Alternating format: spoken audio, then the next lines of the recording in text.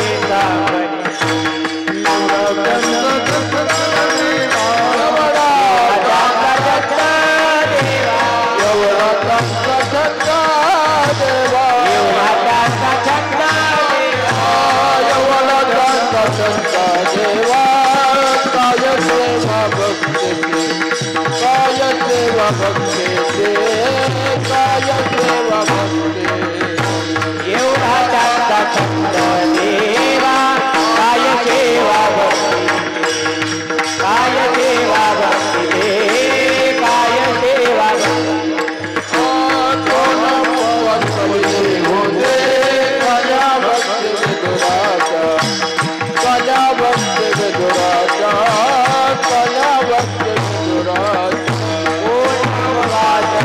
होते कल्यावत्य विदुराज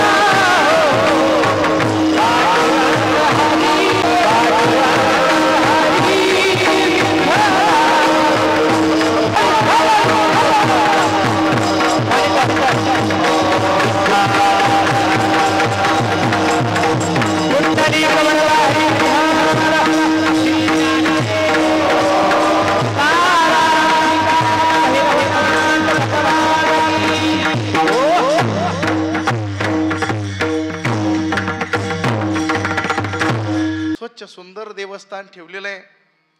सर्व भक्ती परिवाराचं सहकार्य, सर्वच पक्षातील आदरणीय नेते मंडळीचं या ठिकाणी सहकार्य लाभलेलं आहे. सर्वांच्या सहकार्यानं, भक्त परिवाराच्या सहकार्यानं आणि भक्तांच्या श्रद्धेनं, बाबांच्या कृपेनं हे देवस्थान महाराष्ट्रामध्ये नावलौकिकाला आलेलं आहे. बहिरवाडी यात्रा म्हणल्यानंतर अशा परिसरातलं एक गाव नसेल की त्या गावचे भक्त त्या यात्रेला येऊन जात नसतील. सर्वच भक्त मंडळीची या ठिकाणी मोठी श्रद्धा आहे आणि भक्तांवर कृपा आहे अशी अनुभव भक्त परिवाराला येते. प्रतिवर्षी त्याने जन्मोत्सवाच्या निमित्तानं भैरवनाथांचा हा भक्ती उत्सव आपण साजरा करतो. पंचक्रोशीतील गावातील सर्वच वंदनीय पूजनीय गुणीजन टाळकरी मंडळी मोठ्या श्रद्धेने या भक्ती उत्सवामध्ये उपस्थित असतात. आजही आहेत. सर्वांचा नामोल्लेख करणं शक्य नाही आहे.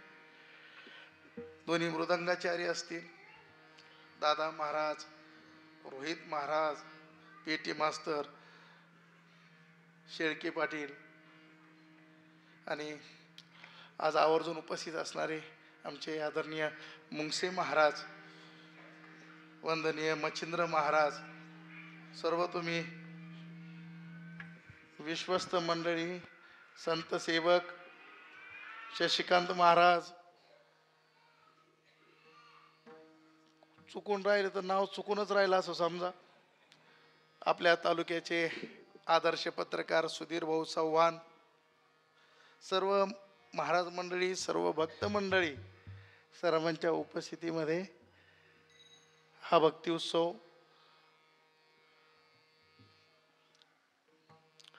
कधी कधी आमच्याकडून मिस्तरीचंही नाव राहून जातं. जुनी मंडळी आहे. खरं म्हणजे हे काही जी मंडळी जुनी, यांची ओळख म्हणजे त्यांचा आवाज आहे. आवाज ही मेरी पहचान है. मिस्तरी इथे बी नाही घेऊन असते तर बाबा तिकडून म्हणा, बाबानी मिस्तरी काय ना. पठारे महाराज, सर्वच महाराज मंडळी, सर्वांच्या उपस्थितीत गोडासा हा भक्ती उत्सव संपन्न होतोय. आज काल्याचं कीर्तन आहे. काल्याचं कीर्तन म्हणलं की वारकरी संप्रदायाने काही नियमदंड घालून दिलेले आहेत. काल्याच्या कीर्तनामध्ये नामाचा, क्षेत्राचा, संतांचा महिमा वर्णन करून चालत नाही. काल्याचं कीर्तन म्हणलं की भगवंताच्या चरित्राचं वर्णन. चरित्र देवोचारावे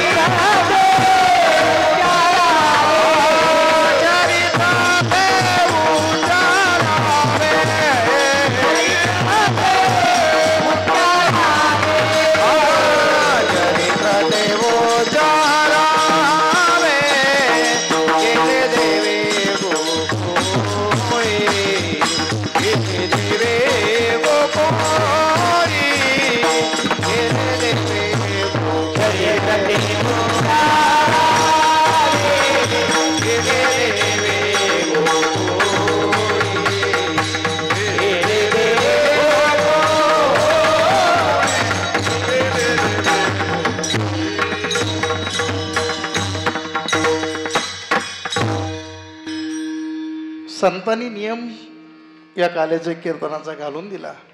चरित्र ते उच्चारावे केले देवे गोकुळी. द्वापर युगाच्या अंती ज्या वेळेला भगवान परमात्मा अवतीर्ण झाले, अवतीर्ण झाल्यानंतर काही विशिष्ट ठिकाणी विशेष रूपाने वास्तव्य केलं. त्यामध्ये गोकुळ मुख्य आहे. भगवान गोकुळात राहिले, मथुरेत राहिले, वृंदावनामध्ये राहिले, द्वारकेमध्ये राहिले, पंढरपूरमध्ये राहत आहेत. परंतु काल्याच्या कीर्तनामध्ये गोकुळामध्ये जे काही लीला केल्या, खोड्या केल्या, चोऱ्या केल्या, त्याचं वर्णन काल्याच्या कीर्तनामध्ये करायचं असतं असा दंडक संप्रदायाने घालून दिला. गोकुळामध्ये भगवान अवतीर्ण झाल्यानंतर अतिशय गोड मधुर लीला भगवंतांनी केल्या. त्या लीलांनी, त्या खोड्यांनी, त्या चोऱ्यांनी समस्त गोकुळवासियांना वेड लावला. विधेल्या बाळा नर नारी सकळा. सामान्याला वेड लागेल त्या लीला पाहून, यात नवल नाही. महादेवांना वेड लावलं बरं. भैरवनाथांचा जन्मोत्सव झालेला आहे म्हणून थोडस महादेवाचं चरित्र आम्ही आणतोय मुद्दाम. महादेवांनी कैलासामध्ये एक दिवस विचार केला, आतापर्यंत भगवान श्री हरीचे जेवढे अवतार झाले त्या प्रत्येक अवतारामध्ये महादेव भगवंताचं दर्शन करण्याकरता आलेले आहेत. आणि आज महादेव विचार करू लागले कैलास पर्वतावर, माझ्या प्रभूनं अवतार घेतलेला आहे गोकुळामध्ये. असं म्हणतायत परम सुंदर रूप धारण केलेलं आहे प्रभूनं. समस्त गोकुळवासियांना वेड लावलेलं आहे आपल्या रूप माधुर्याने, आपल्या गुण माधुर्याने, आपल्या लीला माधुर्याने. मी आज प्रभूचं दर्शन करण्याकरता गोकुळात जाणार आहे. आणि म्हणून भोले बाबांनी आज संन्यासाचा वेश परिधान केलेला आहे. कपाळाला भस्म लावलेला आहे, गळ्यात रुद्राक्षाचे माळ आहे, मुंड माळ आहे. भलेही भोलेनाथांनी संन्यासाचा वेश परिधान केला परंतु गळ्यातला साप तसाचे. डोक्यावर जटाचा भार आहे, कानामध्ये विंचवाचे कुंडल आहे. कर्पूर गौरम करुणावतारम संसार सारम भुजेंद्रहारम सदा वसंतम हृदयारविंदे भवम भवानी सहितम नमामि. अंगाला भस्म लावलेला आहे. आणि भोलेनाथ आज गोकुळामध्ये प्रभूचं दर्शन करण्याकरता आलेले आहेत. सरळ नंद भवन नंद वाड्यावर आलेले आहेत. भोले बाबाचं ते अवतार, ते रूप पाहून काही गोकुळवासी त्यांना नमस्कार करू लागलेत, काही घाबरलेलेत. कहाँ से बाबा आया है, बड़ा विचित्र मालूम पड़ता है. इसके गले में बड़े बड़े सांप है, कानों में बिच्छू लटक रहे हैं. आज तक ऐसा महात्मा हमने देखा नहीं. भोले बाबा गोकुळामध्ये आलेले आहेत. आवाज दिलेला आहे यशोदा मैयाला. अनहद वाजती फुंकी रे बाबा जोगी आला रे जोगी. अनहद वाजती फुंकी रे बाबा जोगी आला रे जोगी. अनहद वाजती फुंकी रे बाबा जोगी आला रे जोगी. अनहद वाजती फुंकी रे बाबा जोगी आला रे जोगी. अनहद वाजती फुंकी रे बाबा जोगी आला रे बाबा. अनहद वाजती फुंकी रे बाबा जोगी आला रे. अनहद वाजती फुंकी रे बाबा जोगी आला रे जोगी. अनहद वाजती फुंकी रे बाबा जोगी आला रे. जोगी दिसतो विचित्र त्याशी नेत्र म्हणतो कृष्णाचा मित्र. जोगी आला रे जोगी. अनहद वाजती फुंकी रे बाबा जोगी आला रे जोगी. अनहद वाजती फुंकी रे बाबा जोगी आला. अनहद वाजती फुंकी रे बाबा जोगी आला रे जोगी. अनहद वाजती फुंकी रे बाबा जोगी आला रे जोगी आला रे. वा वा वा.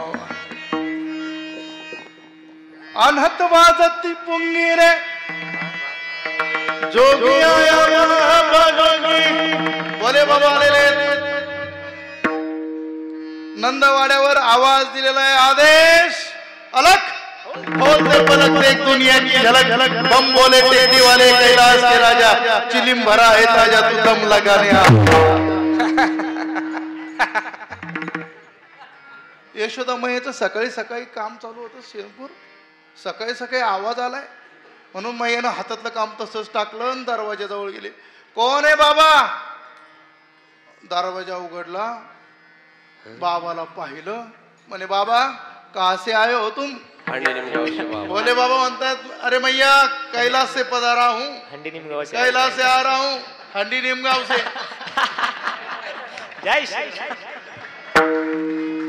वंदनीय रमेश महाराज, रमेशानंदगिरी महाराज हंडी निमगांव, त्यांचे आगमन या ठिकाणी झालेलं आहे. बस. कैलाश से पधारा हूँ मैया. अच्छा किस लिए आए हो? बोले मैया हमारे गुरु महाराज की आज्ञा है गुरु महाराजांचा आदेश आहे.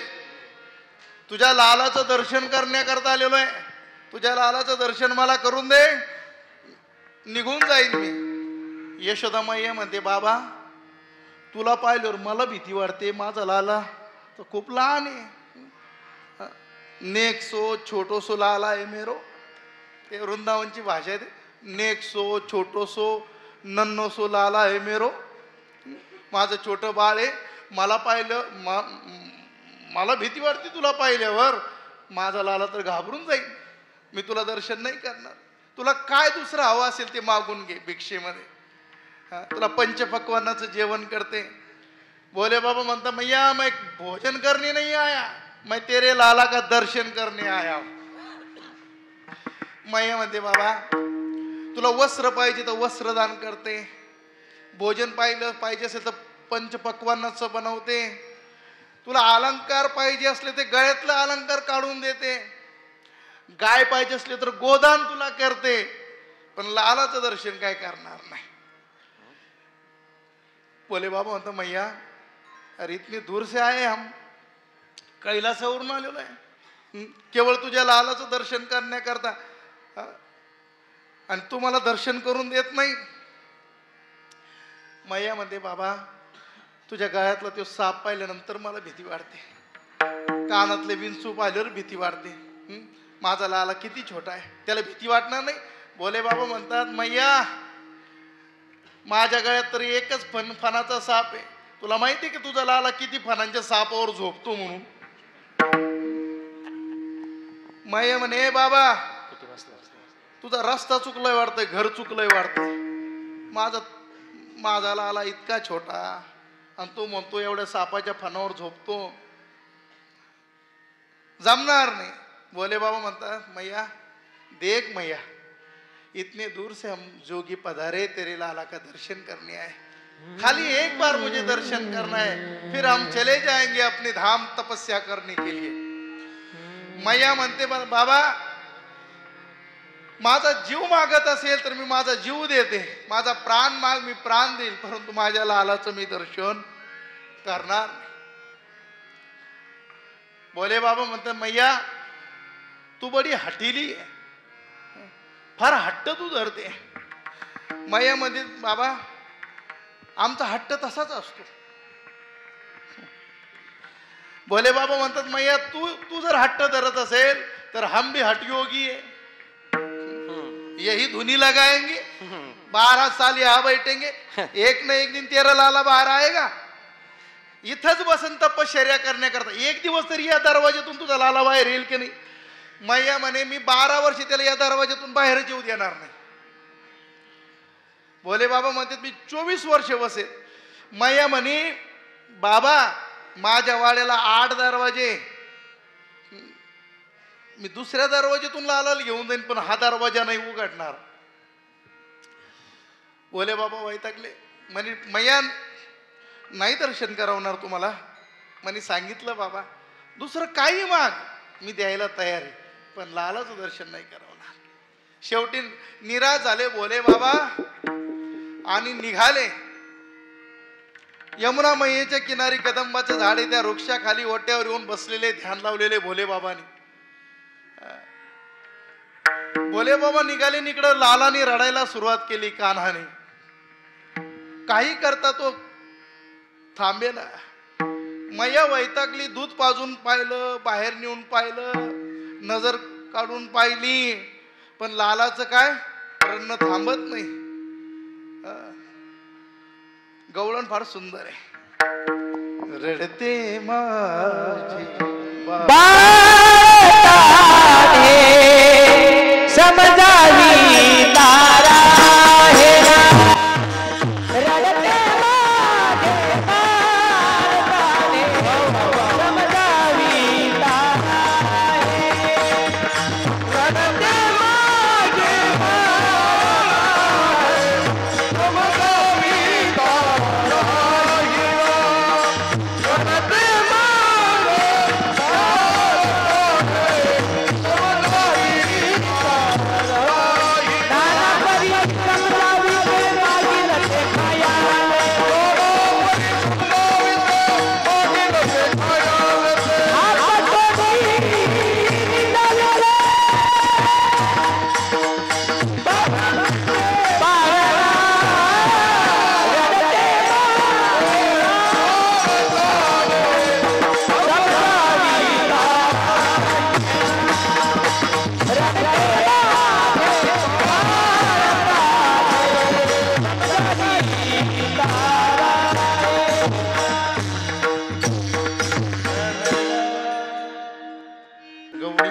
ताक फिरे गवळीयाची ताक फिरे कोण पोरे चांगली एवढा त्यांचा छंद देवा काय सेवा भक्ती ते काय उपासे पडिले होते कन्या भक्षी विदुराच्या एवढा त्यांचा छंद देवा काय सेवा भक्ती ते तुका म्हणे खूप जादासी रूपरासी हि न कळा एवढा त्यांचा छंद देवा काय सेवा भक्ती ते योऽन्त प्रविश्य मम वाचमिमां प्रसुप्तां संजीवयति किल शक्तिधर स्वधाम्नाम् अन्यांश हस्तचरण श्रवणत्वगादीन् प्राणान् नमो भगवते पुरुषाय तुभ्यं प्राणान् नमो भगवते पुरुषाय तुभ्यं पांडुरंगा करो प्रथम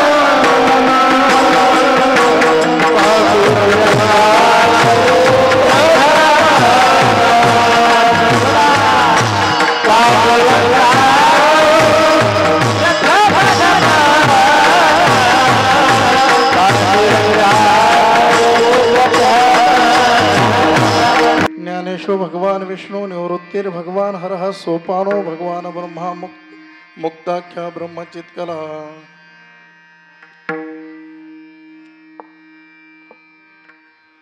देव देव महादेव भूतधन भूतभाव त्राहिणा शरणापन्ना त्रैलोक्य दहना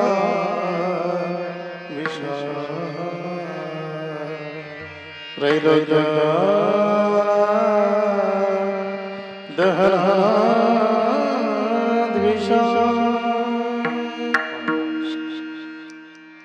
अतुलित बलधाम भीमसेनावधिं धनुजवनकृशानुं ज्ञानीनामग्रगण्यं सकलगुणनिधानं वानरानामधीशं रघुपतिप्रियभक्तं वातजातं नमामि शबरीनामकुलोत्पन्नं मारुतिर्नाम यस्य पिता माता रायिर्नाम यस्य तन्नमामि किसनगिरिम् प्रवरातटे निवासं देवगण ग्रामे कर्मभूमि किसनगिरि बाबा प्रिय शिष्यं तन्नमामि भास्करगिरिम् सेवेलागी सेवक झालो सेवेलागी सेवक झालो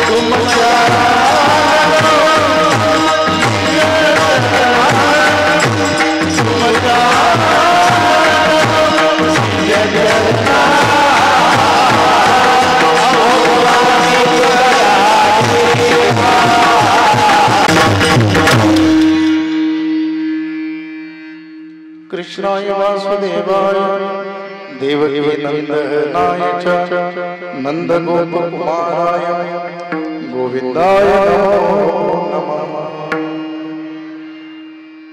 जयांचे केल्या स्मरण होय सकल विद्यांचे अधिकरण तेचे वंदो श्रीचरण श्री गुरूंचे ते नमस्कार आता गवळीयाची तात फिरे कोण पोरे चांगली एवढा गुणाचा छंद देवा काय सेवा भक्ती प्रस्तुत प्राप्त आज कालेच्या कीर्तन रूपी सेवेकरता चिंतनासाठी घेतलेला देहुनिवासी जीवनमुक्त साधू जीवनमुक्तीच्या विलक्षण आनंदामध्ये नित्य रममान असणारा महात्मा वैराग्य रागरसिक सकल संतभूषण महाराष्ट्रभूषण श्रीमंत श्री तुकोबर यांचा 4 चरणांचा भगवंताची भक्त वत्सलता वर्णन करणारा भगवंताची भक्त वत्सलता शब्दाचा अर्थ भगवंताचं भक्तावर असणारं प्रेम वात्सल्य भगवंताचं गोपाळांवर असणारं प्रेम व्यक्त करणारा अभंग चिंतना करता घेतलाय आणि ही भक्त वत्सलता वर्णन करत असताना जगद्गुरु तुकोबरायांनी भगवंताच्या गोकुळातील एका विलक्षण लीलेचंही वर्णन केलेलं आहे. अभंगाचं चिंतन आपण नियोजित वेळेत पाहणार आहोत. तत्पूर्वी कार्यक्रमाच्या अनुषंगानं परिहार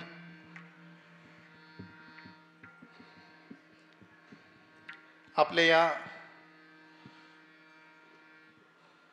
नेवासा तालुक्यातील अतिशय जाज्वल्य आणि जागृत देवस्थान खरं म्हणजे श्री क्षेत्र नेवासा ही संतांची भूमी आहे. ही केवळ संतांची भूमी नाही, ही देवाचीही भूमी आहे. कारण अमृत वाटप देवानं जे केलं आणि देव जिथं स्वयंभू स्थानापन्न झाले ते मोहिनी भगवान देवस्थान.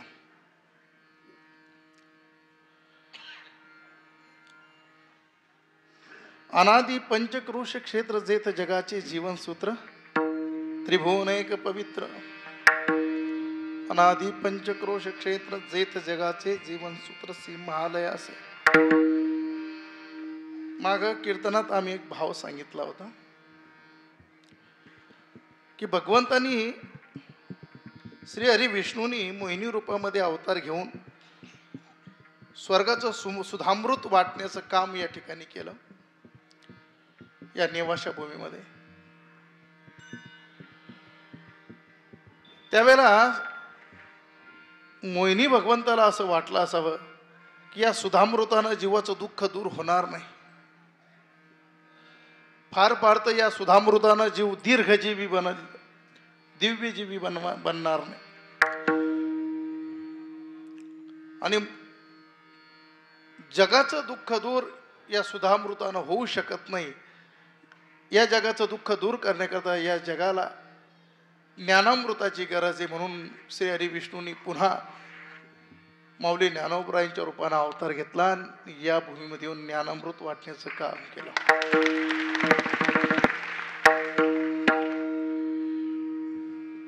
नेवासा भूमी आधीच परम पावन पुण्यवान भूमी. त्यात या भूमीमध्ये अशी एक एक देवता अतिशय जागृत भक्तांवर कृपा करण्याकरता या ठिकाणी स्वयंभू प्रकट झाली. भगवान महादेवांचा हा अवतार कालभैरवनाथ काही सामान्य देवता नहीं है. काशी के कोतवाल कहते उन्हें. श्री हरी विष्णू आणि ब्रह्मदेवाचा अहंकार घालवलेली ही देवता आहे. श्री हरी विष्णू आणि ब्रह्मदेवाचा अहंकार घालवणे काही सोपी गोष्ट आहे.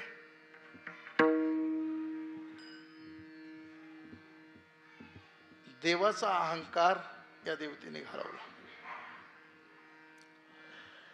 आणि भक्तावर कृपा करण्याकरता या ठिकाणी ही प्रगट आहे. या काल भैरवनाथांच्या जन्मोत्सवाच्या निमित्तानं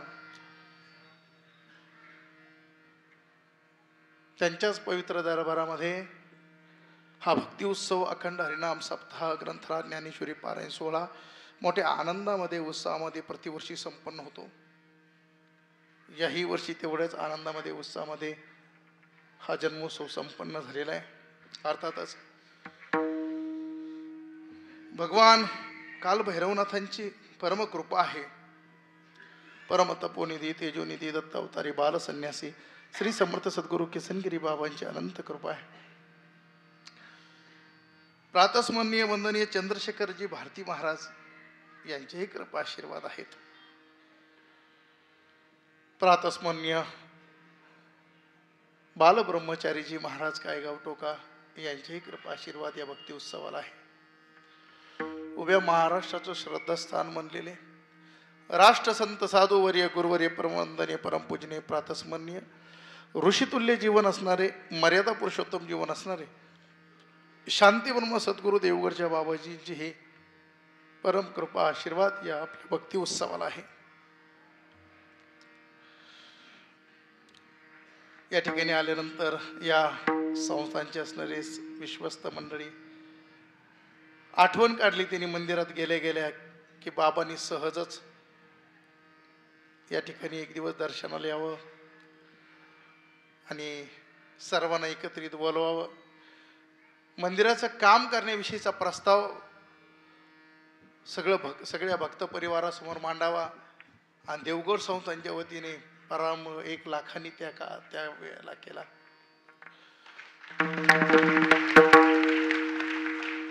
बाबांनी प्रारंभ करून दिला आणि 1.5 कोटीच्या पुढे मंदिराचा खर्च केला, परंतु कुठंही अडचण आली नाही. ही साधूच्या आशीर्वादाची ताकद आहे, सामर्थ्य. साधूची सामर्थ्य, साधूची शक्ती, साधूचं सामर्थ्य याची तुलना कुठंच होऊ शकत नाही. पुराणांतर्गत एक प्रसंग येतो.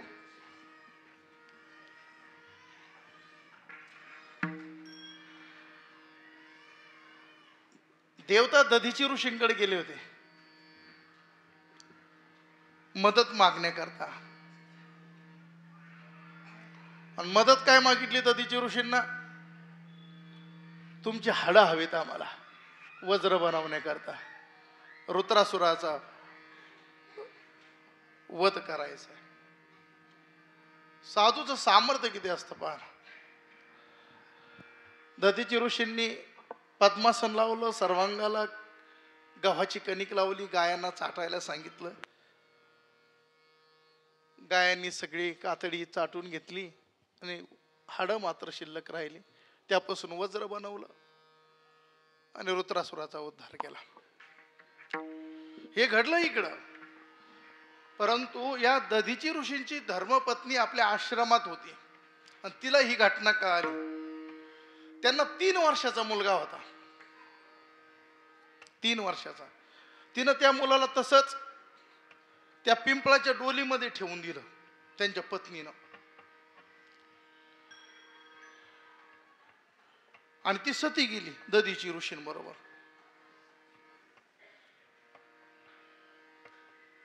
कालांतराने नारद महर्षी तिथून चालले होते. त्यांना त्या बालकाचा आवाज ऐकू यायला लागला, म्हणून त्या पिंपळाच्या डोलीमध्ये डोकून पाहिलं तर 3 वर्षाचं बालक होतं. जुन्या गवळणी होत्या. त्यांनी विचारलं मैयाला, मैया काय झालं लालाला? सकाळपासून रडतंय, सकाळपासून पोरग किरकिर करतंय, काय झालं? मैयानं सांगितलं सकाळी चांगला खेळत होता, काय झालं मलाच कळेना. एक म्हणे नजर लागली असेल. नजर लागण्याकरता कोण आलं होतं का इथं? मैया म्हणे कोणीच आलं नाही. हा सकाळी एक बाबा आलता म्हणे,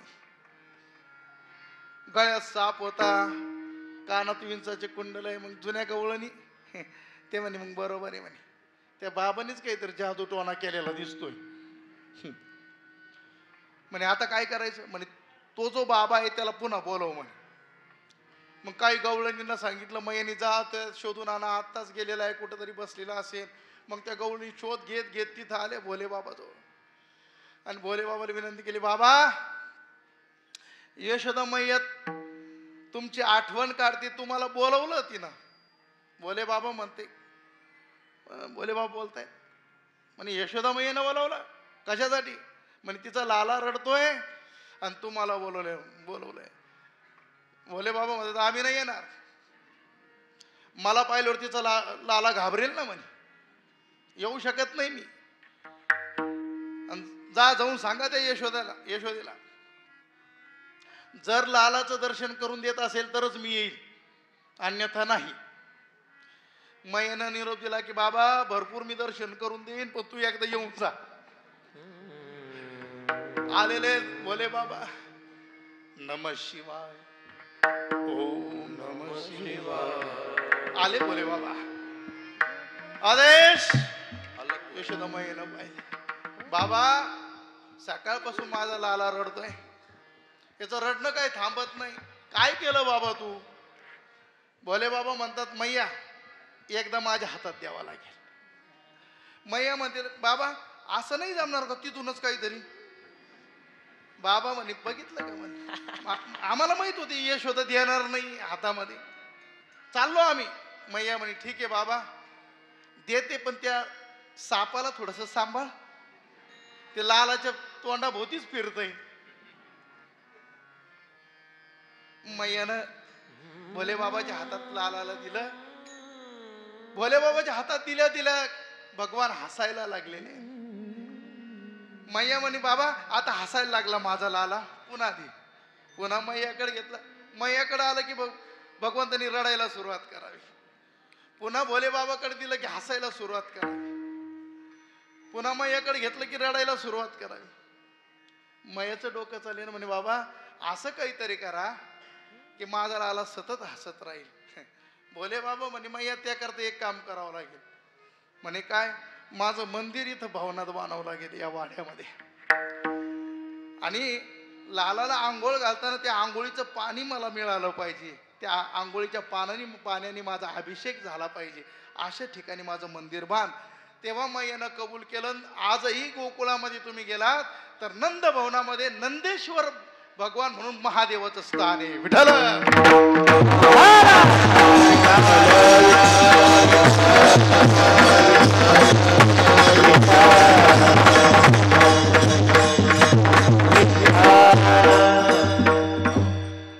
महाराजांना व्यस्तता आहे, थोडी प्रकृती ठीक नाहीये, परंतु आपल्या या भक्ती उत्सवाला त्यांनी उपस्थिती लावली.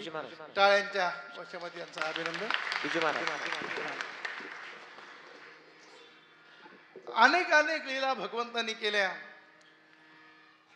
आणि या लीलांचं वर्णन करत असताना जगद्गुरु तुकोबारायांनी प्रस्तुत अभंगातून भगवंताची भक्त वत्सलता वर्णन केली. या वत्सलतेमध्ये 3 प्रकार पडतात. एक कुटुंब वत्सल, जगत वत्सल आणि भक्त वत्सल. कुटुंब वत्सल त्याला म्हणतात कुटुंबावर प्रेम करणारा वर्ग, जगत वत्सल त्याला म्हणतात जगावर प्रेम करणारा वर्ग, आणि भक्त वत्सल त्याला म्हणतात की भक्तावर प्रेम करणारा वर्ग. देवाचं भक्तावर प्रेम असतं. किती प्रेम असतं तुकोबाराय म्हणतात, त्या गोकुळातले ते ताक पिणारे, ते ताक पिणे पहा ना, काय त्यांची योग्यता, काय त्यांचा अधिकार, परंतु सर्वेश्वर परमात्मा त्या भक्तांवर किती प्रेम करतो. गवळियाची ताक गवळियाची ताक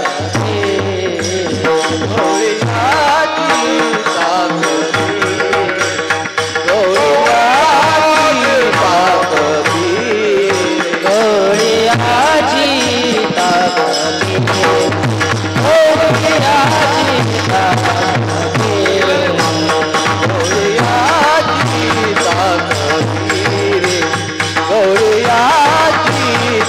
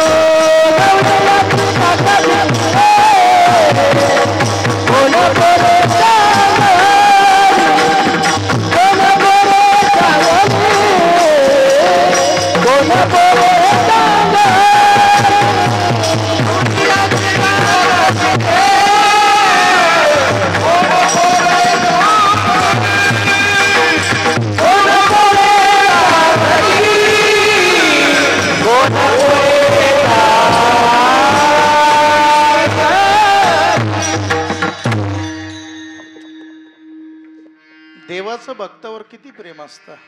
तो कोबराय म्हणतात त्या गोकुळातील त्या गोपाळांकडे पाहना, काय त्यांची योग्यता, काय त्यांचा अधिकार. गवळीयाची ताक बिरे कोण पोरे चांगली. काय त्या गोपाळांची योग्यता, अधिकार, काय त्यांची अवस्था. तुटक्या चपला, फाटक्या चड्ड्या, खांद्यावर घोंगड्या, हातामध्ये घुंगराच्या काठ्या, दिवसभर गायांच्या पाठीमाग वनवन करत फिरायचं. त्या गोकुळातले ताक पिणारे गोपाळ, आहारही त्यांचा कसा आहे. परंतु सर्व सर्वेश्वर परमात्म्यानं त्यांच्यावर प्रेम केलं. देव भक्ताचा भाव पाहत असतो. देवाला भक्ताच्या अंतःकरणातला भाव लागतो. देव भावाचा भुकेला आहे. भक्ताच्या अंतःकरणात श्रद्धा किती आहे का वरवर श्रद्धा आहे, आतमध्ये पोकळ आहे, मोकळ आहे. नाही भक्ती तरी करीतो पूजा, आपल्या नामाची आकाजा तुझ केशी राजा लागे धावणे. देवाची भक्ती फार करण्यापेक्षा थोडी करा, परंतु अंतःकरणातून करा. ती भक्ती पावल्याशिवाय राहणार नाही देवाला. अंतःकरणातून केलेली भक्ती, अंतःकरणातून केलेलं नामस्मरण हे देवाला प्राप्त झाल्याशिवाय राहत नाही.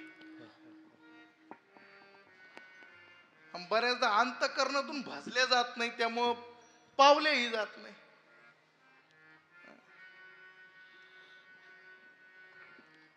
अंतःकरणातून मनापासून केलेली भक्ती, नामचिंतन, भगवत सेवा,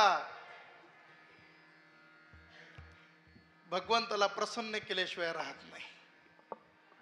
अशी सेवा गोपाळांची. किती प्रेम केलं देवानं. निळोबरायांनी एका गवळणीमध्ये प्रमाण असं दिलंय की या देवानं या गोपाळांकरता काय काय केलं नाही. गिरी गोवर्धन येणे उचले, गिरी गोवर्धन येणे उचलेला, पादर्शना धुणी आलेला, धुणी आलेला,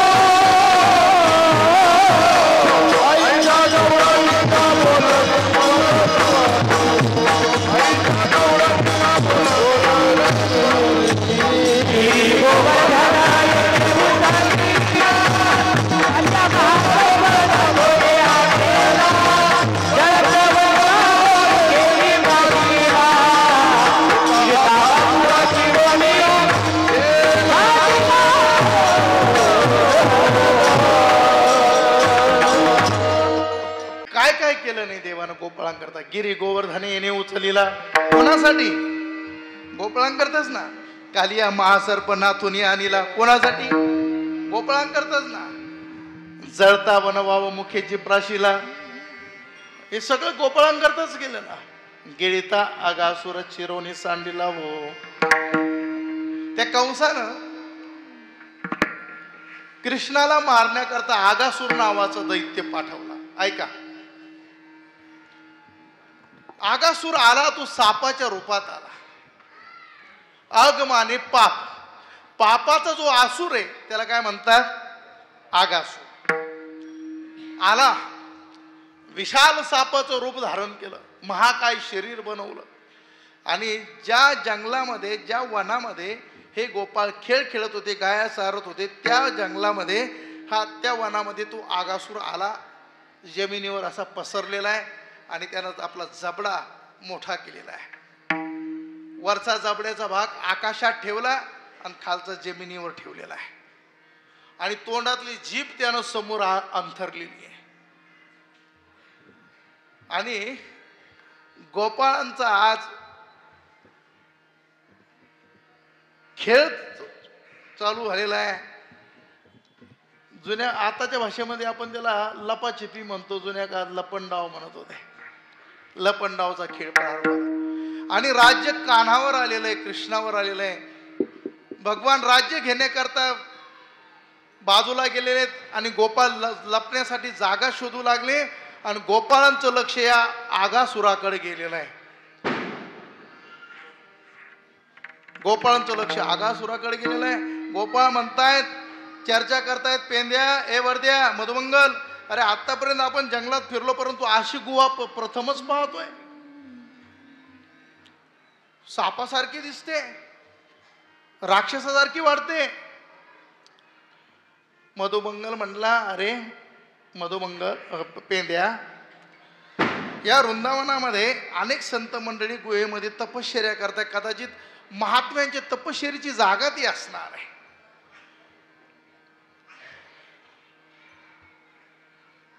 गोपाळ चर्चा करतायत, महात्मे बसलेले तपश्चर्याला. म्हणे हो, मग याच गुहेमध्ये आपण जाऊन लपायचं म्हणे. सगळे गोपाळ त्या आगासुराच्या मुखाकडे निघाले आणि जात असताना त्या आगासुराची जीभ रस्त्यावर पसरलेली होती, त्या जीभेवर चालायला लागले. चालताना गोपाळ एकमेकाकडे पाहतायत, पायाला गुदगुद्या होत आहेत. मधुमंगल म्हणे, ए पेंद्या, हे गुदगुदो गुदगुदो काय आहे गयो, हे गुदगुद्या काय होतात पायाला? अरे असा रस्ता तर आपण पहिल्यांदाच पाहतोय. वर्ध्या म्हणला, अरे व्हीआयपी संत आहे, व्हीआयपी संतांची व्यवस्थाही तशीच असते. मुखामध्ये प्रवेश केलेला आहे. ते सापाचे दात होते असे मोठमोठाले. बोबड्या म्हणाला, ए पेंद्या, एक खुंत्या कशाला इथं? पेंद्या म्हणला, पेंद्या हुशार होते त्यांच्या. पेंद्या म्हणला, अरे तुला माहित नाही, व्हीआयपी संतांना भेटायला जात असताना आपल्या बरोबर जे सामान आणलेलं आहे ती या खुंटीला अडकायचं असतं. एक गोपाळ म्हणला, अरे आणि जर ही गुहा नसून राक्षस निघाला मग? बॉबल्या म्हणे, त्याला काय घाबलायचं म्हणे, कित नाही ना म्हणे, आतापर्यंत किती वाती लावली म्हणे. भगवंतानी पाहिलं, आवाज दिला गोपाळांना, अरे गोपाळांनो, तो राक्षस आहे, आज जाऊ नका. नाही ऐकलं गोपाळाने. ऐका बरं, प्रत्येक जीवाला कळत असतं, वाईट कर्म करताना, अधर्म करताना, पाप कर्म करत असताना प्रत्येकाला देवाचा एक पहिला आवाज येत असतो, अरे हे चुकीचं आहे बरं का, हे योग्य नाही बरं का, ते बरोबर नाही का. परंतु स्वार्थाकरता ज्या वेळेला तो देवाचा आवाज दाबला जातो आणि स्वार्थ पुढे पाहिला जातो, त्यावेळेला विनाश झाल्याशिवाय राहत नाही. विठाल विठाल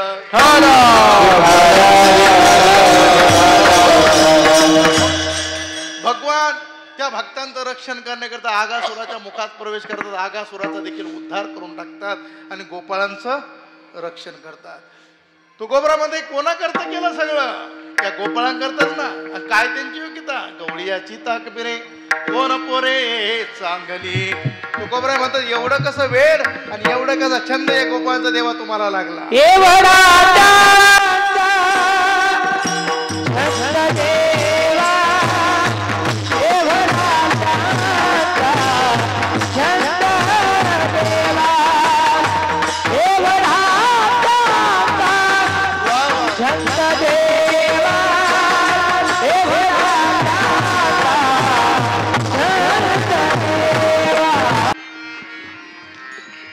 कोबरा म्हणतात, देवा एवढा त्यांचा छंद देवा, काय सेवा भक्ती दे. एवढं कसं वेळ ते गोपाळांचं लागलं तुम्हाला? ही भगवंताची भक्त वत्सलता आहे. आणि भक्त वत्सलता वर्णन करत असताना पुन्हा तिसरा दृष्टांत दिला. काय उपास हे पडिले होते कन्या भक्षी विदुराच्या. त्या दुर्योधनाच्या हस्तिनापूरला भगवान गेले शिष्टाई करण्याकरता. गांधारी मातेने 56 प्रकारचे पदार्थ बनवले. ते पदार्थ भगवंताने घेतले नाही आणि विदुर काकाच्या घरी जाऊन कन्या खाल्ल्या. तो कोबराय म्हणतात, काय उपास हे पडिले होते कन्या भक्ष विदुराच्या. एवढा त्यांचा छंद देवा, काय सेवा भक्ती ते विठोबार कुमार.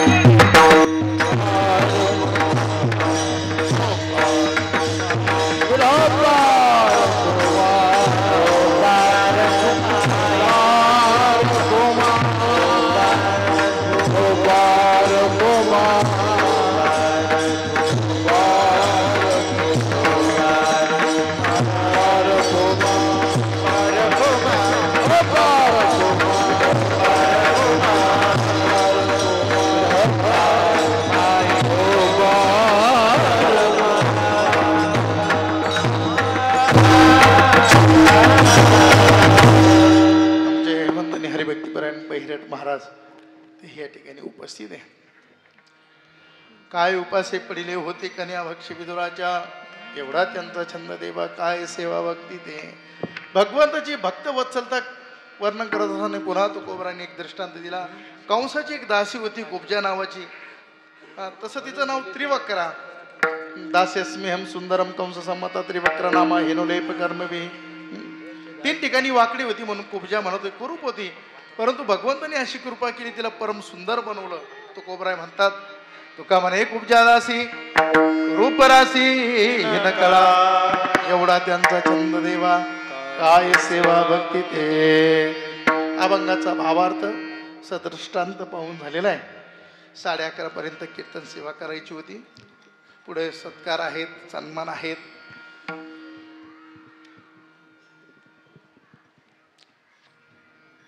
भगवंतानी गोपाळांवर प्रेम केलं, भक्तांवर प्रेम केलं. गोपाळांचंही देवावर प्रेम होतं, परंतु कधी कधी गोपाळही वैतागायचे. एक दिवस गोपाळ सगळे खेळत असताना गोपाळांनी भगवंताला खेळातून बाहेर काढलेलं आहे. कृष्णा तू आमच्यामध्ये खेळू नको, तुझ्या गाया आमच्यामध्ये चारू नको, कानोबा निवडी आपुली भगवान विनंती करतायत गोपाळांनो मला तुमच्यात खेळात घ्या. गोपाळ खेळात घेत नाहीये. भगवान विनंती करतायत काकुलती येतो हरिशन भरी निवडिता, तुमची मज लागली सवय, तुमची मला सवय लागलेली खेळात घ्या. तुकोबरायला आश्चर्य वाटलं. इकडे योगी जपी तपी ध्यान करता थकले, त्यांच्या ध्यानालाही जात नाही आणि गोपाळ खेळात घेत नाही, तरी त्यांच्यामध्ये जाण्याकरता खेळात घ्यावं गोपाळांनी म्हणून भगवान विनंती करतायत. तुकोबरायला आश्चर्य वाटलं, एवढा त्यांचा छंद देवा काय सेवा भक्ती ते. गोपाळांचा नित्यनेम असायचा, रोज गाया चारायला सोडून द्यायच्या. त्या वाळवंटामध्ये वेगवेगळे खेळ खेळायचे, विट्टी दांडू चेंडू लगोरी नाना परी.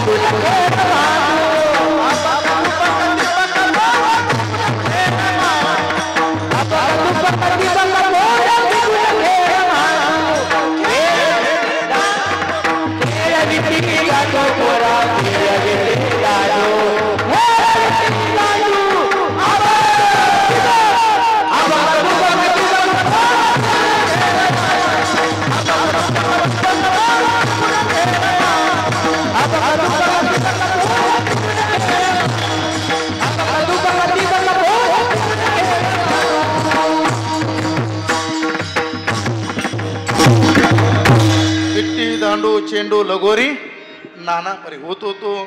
हा मामा हे खेळ आता फक्त कीर्तनात ऐकायला मिळतात. विट्टी राहिली नाही, दांडू राहिला नाही. आम्ही विनोदाने म्हणतो दांडू उठला की नेवाशाला. हे खेळ फक्त कीर्तन. बरं किती सुंदर खेळ होते कीर्तनात. हे खेळ तोंडाने खेळताना आनंद वाढतो, प्रत्यक्षात किती आनंद येत असेल बरं. विट्टी दांडू चेंडू लगोरी नाना परी, खेळ मांडीला वाळवंटी तरी. खेळून खेळून गोपाळ थकले, भूक लागलेली आहे, आणि गोपाळ सगळे कृष्णाकडे धावत पळत आले. कृष्णा खांदी भार पोटी भूक, काय खेळायाचे सोक. तालुक्याचे विद्यमान आमदार आदरणीय विठ्ठलरावजी लंगे साहेब यांचं आगमन या ठिकाणी झालेलं आहे. भैरवनाथांच्या दर्शनाकरता या ठिकाणी ते आलेले आहेत. सगळ्यांनी जोरदार टाळ्यांच्या घोषामध्ये भाऊंचं स्वागत करायचं आहे.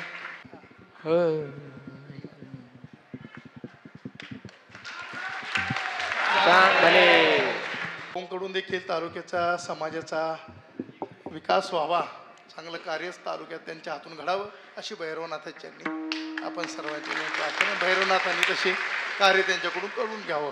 विठाला गोपाळ खेळ खेळून थकले, भूक लागलेली आहे, कृष्णाकडे धावत आलेले आहेत. कृष्णा भूक लागलेली आहे, वेळ झाली, आता 11:30 पर्यंत सांगितली होती. भगवान म्हणतात वेळ झाली. हो झाली म्हणे. झाली आता वेळ म्हणते झाली आता वेळ म्हणते आनाची दोऱ्या.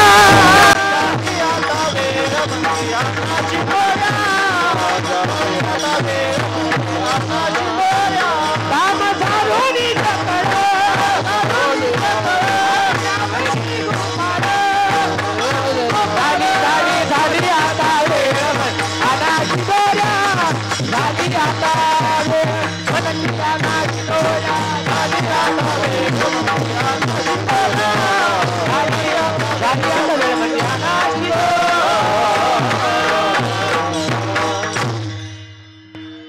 गोपाळांनी आपापल्या शिदोरे आणलेल्या खडकावर बसलेले सर्व गोपाळ काला सगळं एकत्र केलेलं आहे. एकमेकाच्या मुखामध्ये घास भरू लागलेले आहेत. एकमेका देवमुखी सुखे घालू उंबरी. पूज्यपाद शुकदेव महाराजांनी भागवतामध्ये या काल्याचं वर्णन केलंय.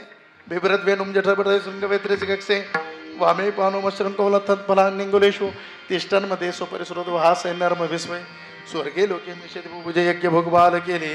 गोपाळ कृष्ण भगवान की जय. श्री समर्थ सद्गुरु किशनगिरी बाबा की अवधूत चिंतन श्री गुरुदेव दत्त.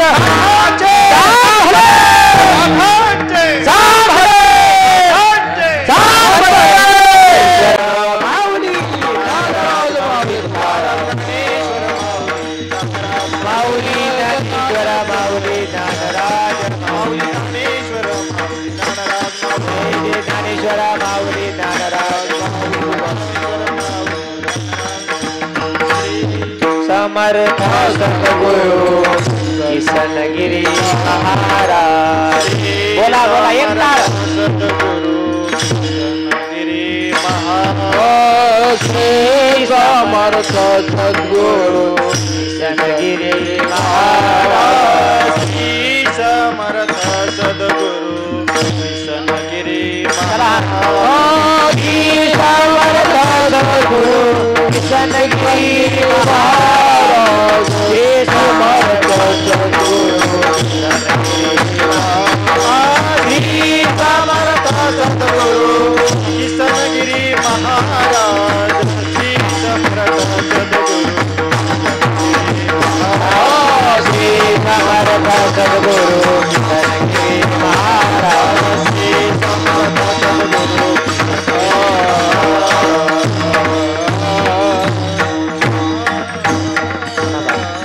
भैरवनाथांच्या जन्मोत्सवाच्या निमित्तानं हा भक्ती उत्सव मोठ्या आनंदात उत्साहात यावर्षी संपन्न झालेला आहे. काल भैरवनाथांची कृपा सर्व भक्त परिवारावर आहे. अनेक भक्तांना तशा प्रकारची अनुभव आलेले आहेत आणि म्हणून गेल्या अनेक वर्षाची ही परंपरा, हा भक्ती उत्सव आणि महाराष्ट्रभरातून राज्यभरातून लोक भाविक भैरवनाथाच्या दर्शनाकरता वर्षभर येतच असतात आणि जन्मोत्सवाच्या निमित्तानंही दर्शनाला येऊन जात असतात.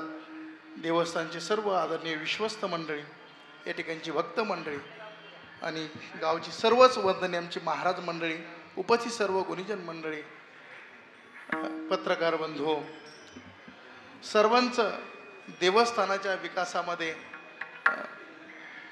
सर्वांचं मनापासून योगदान आहे आणि म्हणून या संस्थानाचा एक विकास अतिशय चांगल्या प्रकारे होत चाललेला आहे. अर्थातच सद्गुरू देवगडच्या बाबांची कृपा आशीर्वाद आहेत, आपणा सर्वांचं सहकार्य आहे. भैरवनाथांची कृपा आपल्या जीवनामध्ये अखंडित आपल्याला प्राप्त होत राहो अशी शुभकामना व्यक्त करतो. जय जय विठ्ठल जय जय विठ्ठल. चला शिंकेला गाये तुम्ही वारे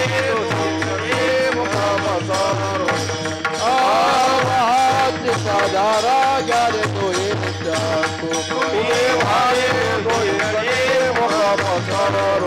तुका मने हात टोका दिसवणे खाऊने पडून दे तुका म्हणे आम्ही तो खाऊन तुम्ही वारे डोळीकडे महा पतारोने धरणा कृष्ण म्हणे अवघा जले प्रसाद